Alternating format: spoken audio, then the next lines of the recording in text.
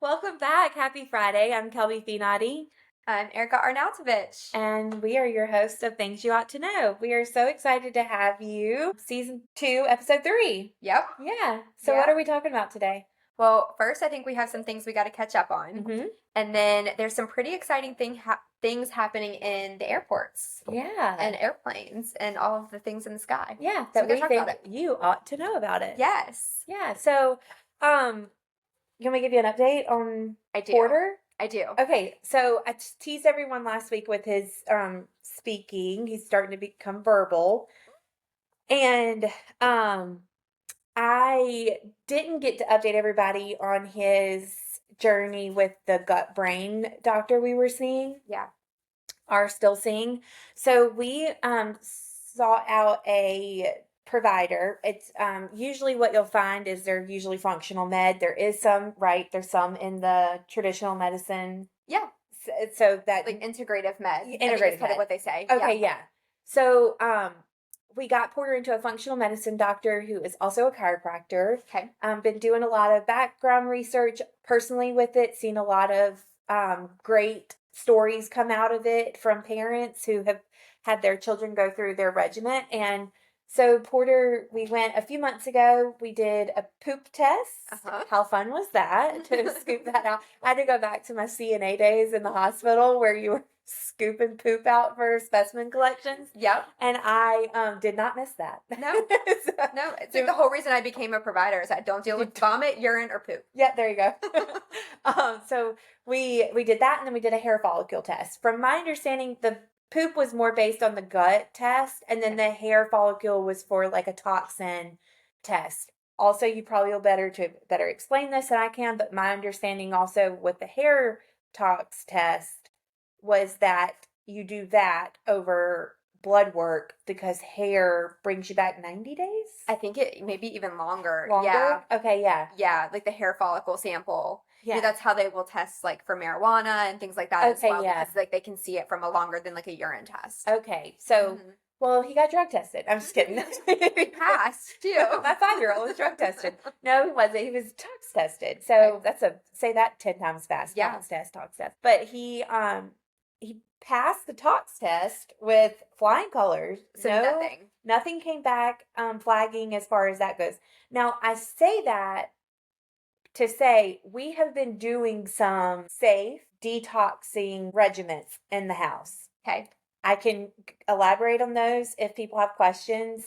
I think people are gonna have questions. I think they are. And so Yeah. let's separate that on another topic. Like Yes. next we can talk through what those look like. Absolutely. It can be very controversial. And again, we're trying to not, I guess like offend anybody with that, but Right. it's working. And so I'm just as a going to mother, tell you're you not gonna it's leave working. any stone unturned. Right. If You're you going have to a try child, everything. you're gonna do everything you can within safety Yeah. reasons. And he has been safe, I Yes. promise. Oh yes. So, anyways, we've been doing some natural detoxing things. And so the doctor said that's probably why it's come back so clear is because we've already detoxed him from heavy metals that were already in his food. We also stray away from heavy processed foods. We don't, eat on plastic. There's a lot of things in our home that we already do to detoxify his system and all of our systems. Yeah.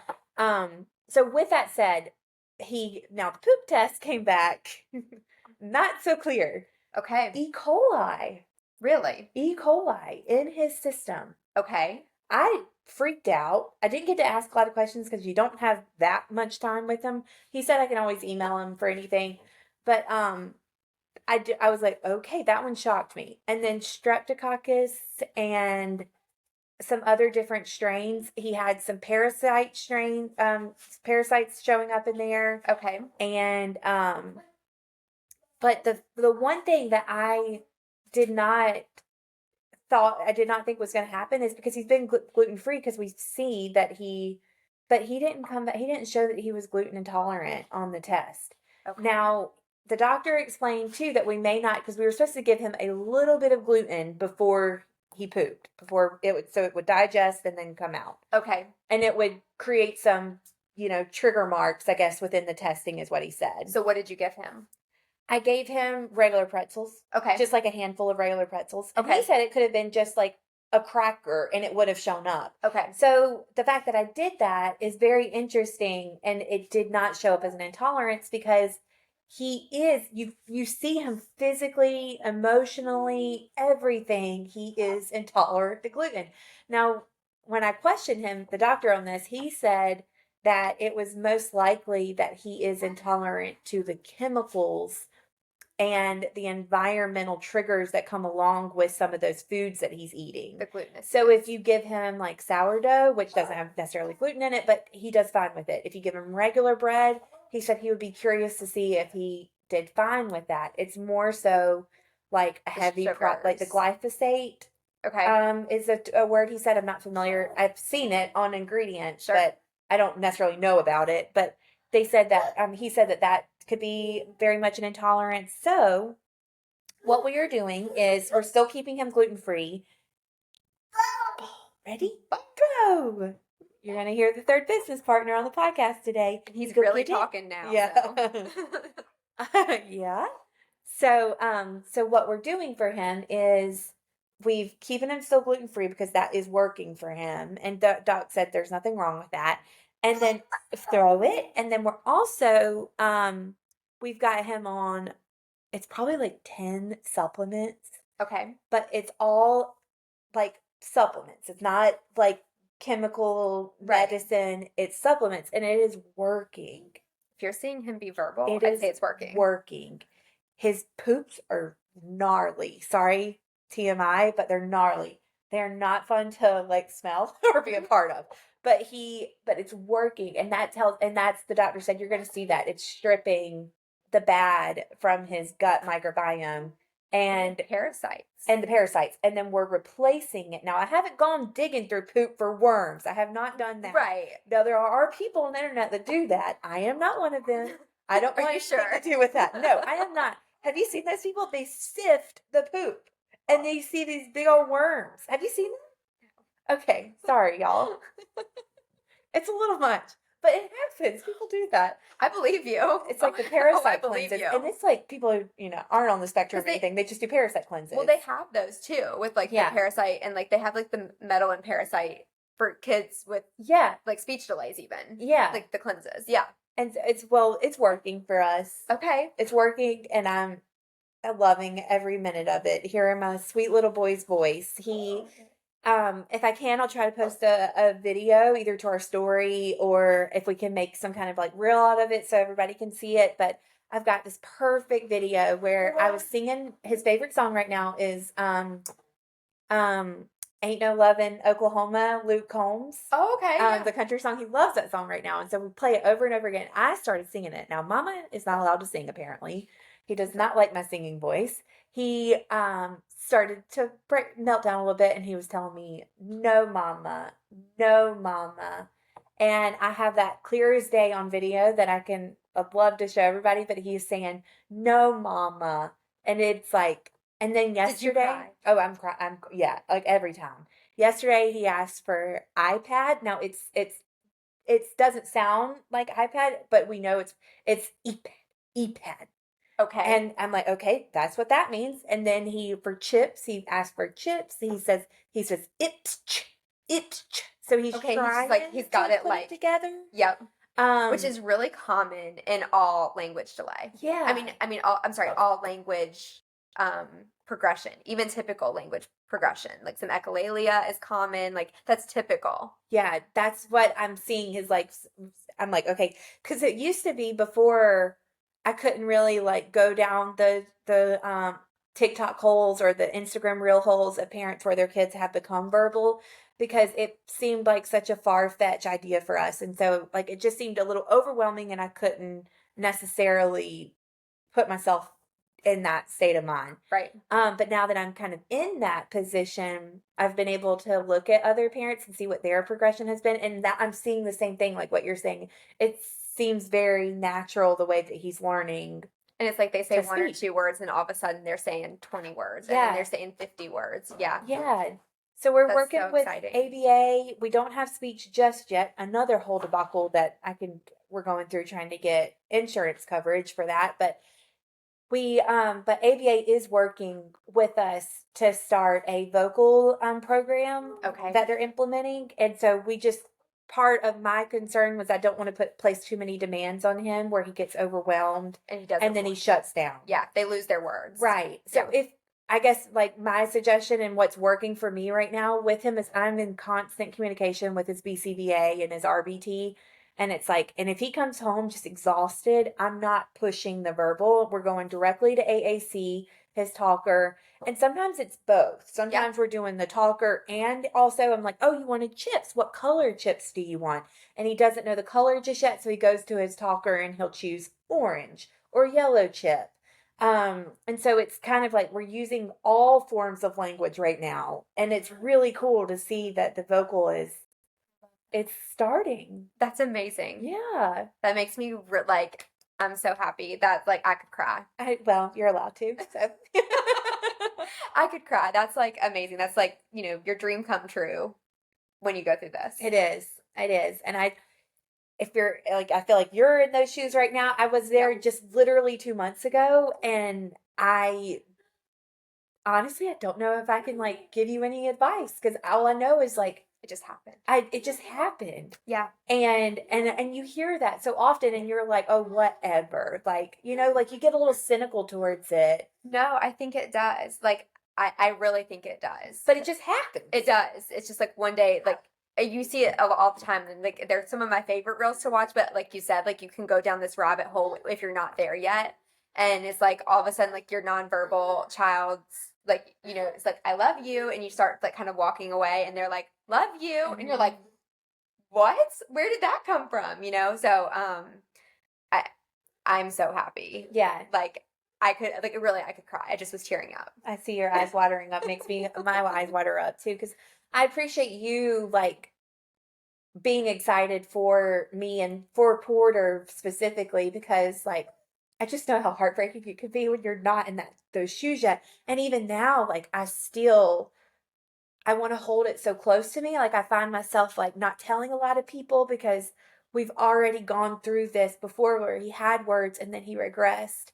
And I'm just terrified of that again to happen. So I think it's like, I want to shout it from the rooftops, but there's also this side of me that's like, I want to keep it close to my heart because I feel for the moms that were once in my position where you currently are. And my son is not like speaking sentences or anything, but he just started like to say actual words. And so that's a step, right? Yeah. And I think there's, to use the therapy terms, I think we could hold space for both things. Yes. Where it's like hold space for the fact that my son is starting to use his voice and then yours is not just yet. Yeah.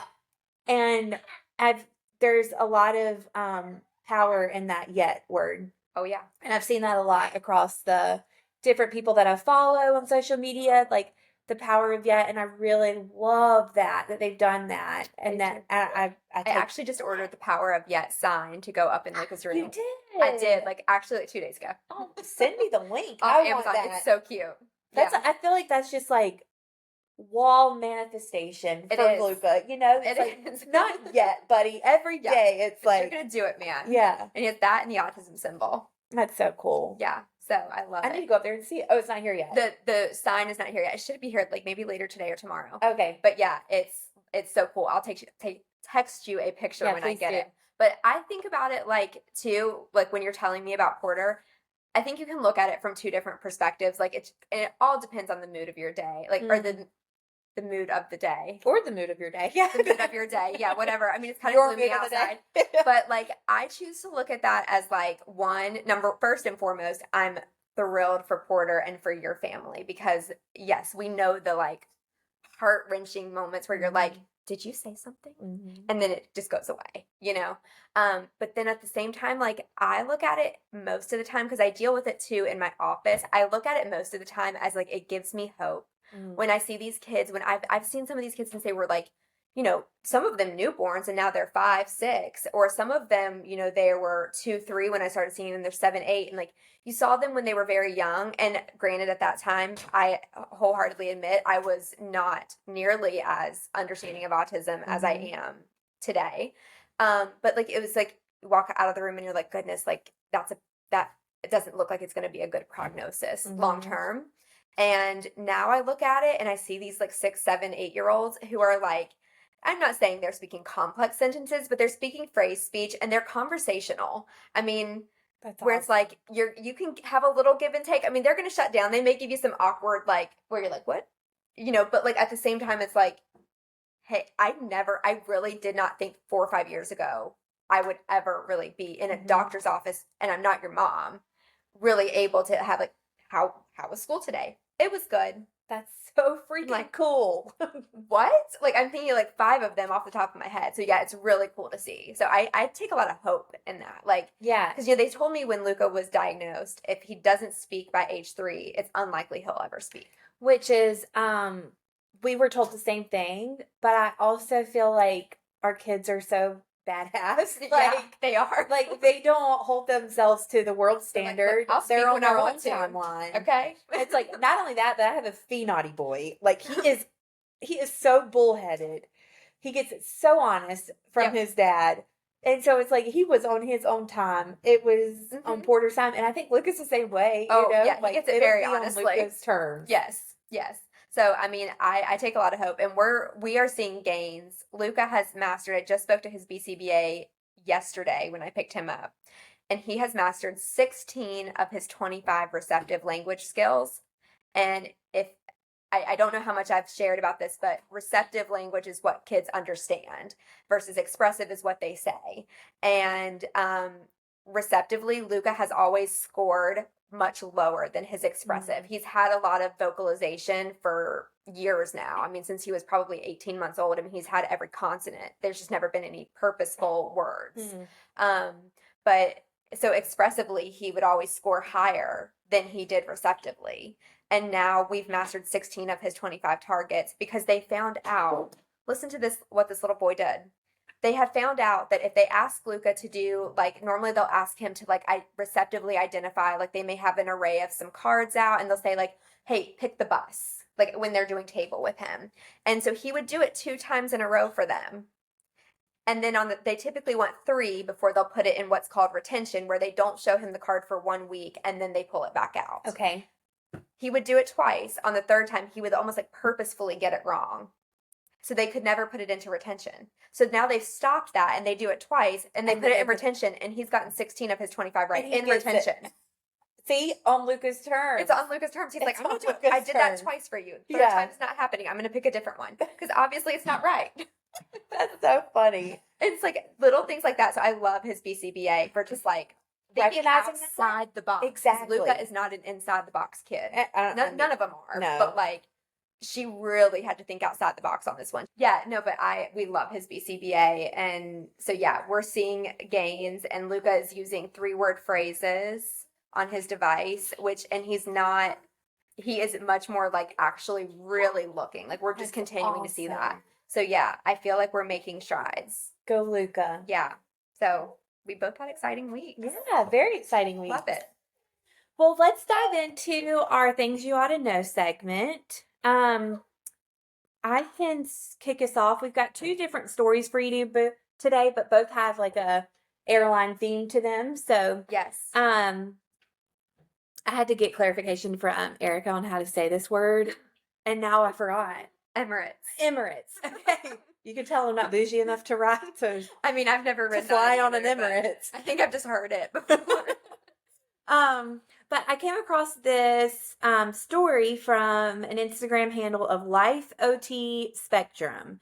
They post some really good news stories sometimes. So Emirates, the airline, is to become the first autism center airline in the world. Okay. So kudos to Emirates. Yes. They said that Emirates is on track to become the first airline in the world to earn autism certification from the International Board of Credentialing and Continuing Education Standards. That's amazing. Word salad there. Over 30,000 Emirates staff, including cabin crew and grounds teams, are undergoing specialized training to deliver better support for autistic travelers. The program covers sensory triggers, individual needs, and common misconceptions about autism, with the goal of having at least 80% of customer-facing staff fully trained. So, starting in 2025, Emirates will also roll out new services to improve accessibility, such as sensory guides and digital tools to help passengers navigate environments based on sensory factors like sound and lighting.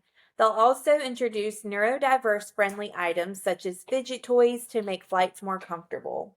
That's so cool. They've really thought about it with the sensory toys. And then 80% of their staff, obviously you always want to strive for 100%, but you have to think about retention and attrition. Like, just turnover alone, I'm sure, like, it's probably going to be hard to even reach that 80%. Right. So. No, I mean, I think that's amazing. I mean, really kudos to them because, I mean, and everybody, that should be the norm. That should be the gold standard. Everybody should have that as their, come on, Delta, where you at? Right. You know, American Airlines. United. Yeah. We're calling you out. Yeah. Get on board, guys. We don't want to call, we want safe flights, so just, you know. Yeah. We also would like sensory friendly flights, but safety first. Yeah. Yeah, so that is such a great thing. So that's the up in the sky part. Yeah. And then I want to tell you about this the Newark Airport. I guess I'm saying that one right because I had to double check that was in New Jersey and not New York. But it is in New Jersey. We double checked. So the Newark Liberty International Airport is leading the way in making air travel more autism friendly as well.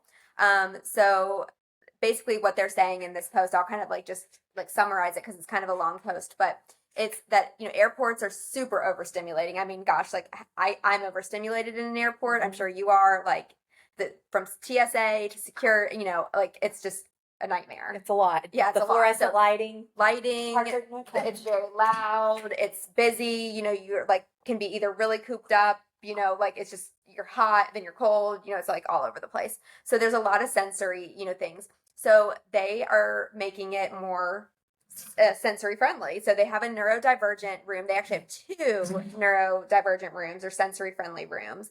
One of them it's 1,000 square feet and it has a riverbank inspired design with soft textures, a giant saltwater fish tank for soothing visuals, bubble tubes that provide gentle sensory stimulation, and a warm Himalayan salt lighting for a calming atmosphere. So it's super calming. They have lots of visual input. It sounds like they have some tactile input. So that's really, really cool. And I love that. And then they have a second room that actually has an airplane simulator where they can practice kind of boarding and sitting and, you know, just everything that comes along with the actual flight so that they don't get overstimulated there. They can kind of do some trial runs. So I think it's really cool. And they're also partnering with TSA Cares to offer a smoother, less stressful security screening process. Sign me up. Amen. Please. Can they do that for everybody? Right. Can we just skip the line? Right. The access? Yes. So I really, really, really love this idea. And I want to also think about Kayla Castro, who we talked to last season. Yeah. A special kind of magic on Instagram. Yes, she's awesome and definitely kind of specializes in Disney travel, I think, from kind of what she was telling us. But she does all travel for, you know, to make it autism friendly, neurodivergent friendly for families, so that they can experience all of the wonders of the world too. But she mentioned a lanyard. The sunflower lanyard, yes. And so that's one other way that, you know, airports are starting to kind of recognize this. So I think it's really, really cool. I want to give one caveat though. Yeah. And so this is you know, I don't want to be the Debbie Downer here, but I'm going to give a caveat. My son is very sensory seeking. He is not sensory avoidant at all. And my son gets his sensory needs met through vestibular input, which is understanding kind of where he is in space. He loves to climb high. He loves to jump off of things. He likes to kind of gauge how much higher can I go before I can't jump safely anymore. And he's very good at it. But that is Luca, that gross motor kid. And so having that calming space, while I know is very needed for a lot of individuals, and I'm thrilled that we have that, I want something for the Lucas too. Because he wants to climb all over the chairs and everybody is like looking, and then he just goes and sits in some random guy's lap, and then he's climbing up him, and I'm like, I'm sorry, sir, like, so having something that's kind of that like other side of it as well, and recognizing there's two types of autism, in my opinion. I don't know if you want to call it types or ways it presents, but there's the hypersensory sensory avoider, and there's the hyposensory sensory seeker. So sensory avoider are the ones who do not really like that sensory input as much. They might want to avoid like the sensory input, right? So that they really cover their ears. Okay. Loud noises, bother them. Like the bright lights really may bother them. Whereas my son's like, the brighter the light, the better. Mm-hmm. The louder the noise, the better. And he's like, the more higher I can climb, the better. Can you be somewhere in the middle?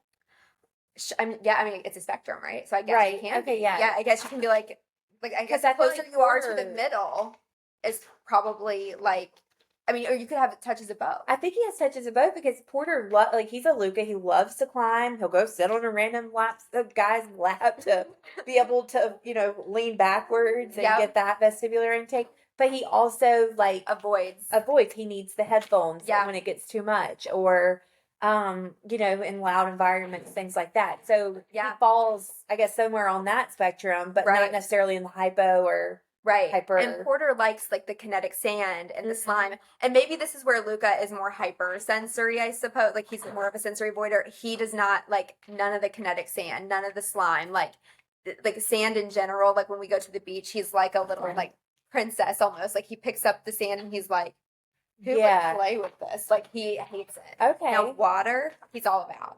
Oh, so see, Porter's like that with water, all about it, but also will come if we're at the beach, he's covered in head to toe sand. He loves it. He would eat it. Yeah. If I let him. Yeah. So it's funny how. Yeah, they just present so differently. Like what senses, out of your five senses, what senses, Luca, smells don't seem to bother him. Taste, he's not a super picky eater, doesn't seem to have a texture problem. He'll eat everything from chips to applesauce, right? Light, visual doesn't seem to bother him.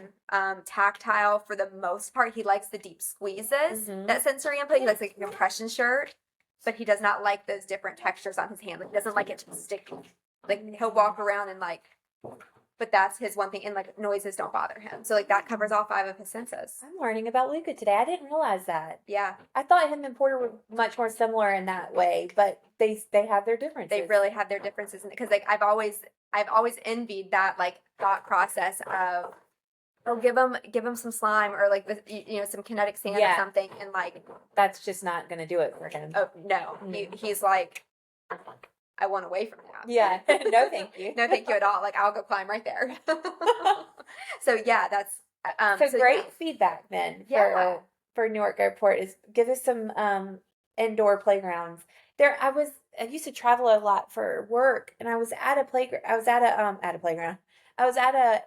I cannot remember the airport, but they had several throughout the whole thing, but the soft padded that you would see in a mall. Yep. They had those. Yes. And they had them in Germany, actually, when we took a family trip a couple years ago to see their dad's family.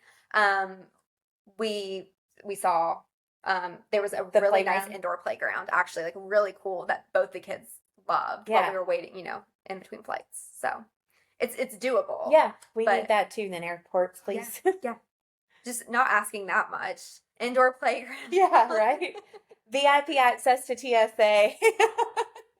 And just free flights even. Hey, free luggage. We'll take it. I'll just take a free bag check. Really. Yeah. But so that's my only caveat to that. But I love that these major entities that we can't avoid all the time. Yeah. There could be, God forbid, a death in the family where we have to get on a plane. We shouldn't have to avoid them. We shouldn't have to avoid them. But even if it's I really don't care to, it's terrifying to me. There's going to come a time where I have to get on a plane with somebody, with my child. And I don't want to have to feel like I have to make him adapt so much, because that's just not fair to him, because flights are not short most of the time. So I'm really, really happy that these big, airlines and airports are really starting to not only acknowledge it, but implement procedures and activities in place that are truly neuroaffirming. So I'm really, really happy for that. I think we all are. Yeah. Thank you. And now you know something else that you ought to know. Yes. So, well, we'll go ahead and wrap it up here. Hope y'all have a great week, and we'll see y'all next Friday. See you next Friday. All right. Bye, guys.